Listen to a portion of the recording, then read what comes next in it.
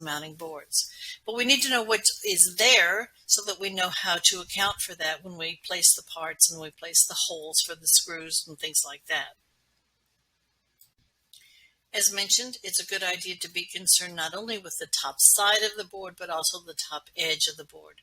You want to orient all the text and reference designators to be readable while in the unit, but you also want any adjustment for any parts that may need to be adjusted uh, accounted for in the placement of the parts on the board as well. The bottom side text should be mirrored but readable from the same edge. So the top side of this board is what you're looking at where you see the DS6 and the DS5. The top edge of the board would be the top side of the picture. And so everything would on both sides would point to the top edge of the board as far as readability. So all you have to do is just turn the board over in order to be reading the other side of the design. Bring some sort of mechanical file into the PCB database to show the exact unit location issues that you are dealing with. You can bring in a DXF file, an EMN file, whatever you're working with, but bring it in and it will show you the exact board outline, the exact location of anything that needs to be connected or adjusted off of the board. And then you won't have to worry about just doing it by dimensions, but also by the actual mechanical file that shows that it will work.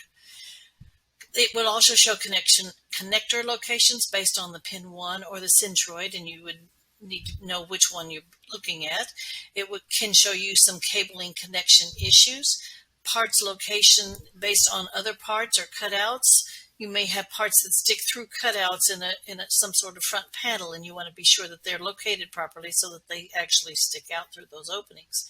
You have fixed location parts, and you need to have the ability to test and service these parts. So you need to have everything be exactly where the mechanical people say it needs to be. So mounting hole locations and clearances and cutouts and chamfers and rounded corners, all these things need to be considered and designed into the board from the very beginning so that you haven't used that space for something else and then have to go back and move things around.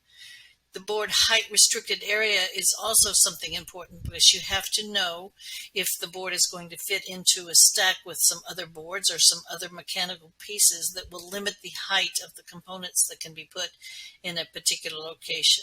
And then you need to know how it's going to be grounded based on the mechanicals. Is it going to be chassis grounded somehow? And if that is chassis grounded, is it connected to the board ground in some manner, or is it completely and 100% isolated? These are just picture examples of what I was talking about on the previous slide. As you can see, it would be kind of complex to actually try to draw the outline on the left because it's got weird angles and curves in it, and it would be much easier just to bring in a board outline from some sort of mechanical package and to have it tell you exactly where those locations will be, and then you can transfer those outlines to the outline layer of the board that you're working with itself.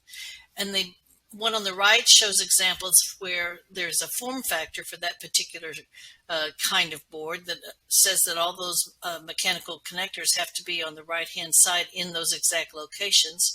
Plus all the parts on the left-hand side will be sticking out through openings, and they need to be adjusted for and placed according to the way that they are set up in the mechanical drawing so that they don't shift by any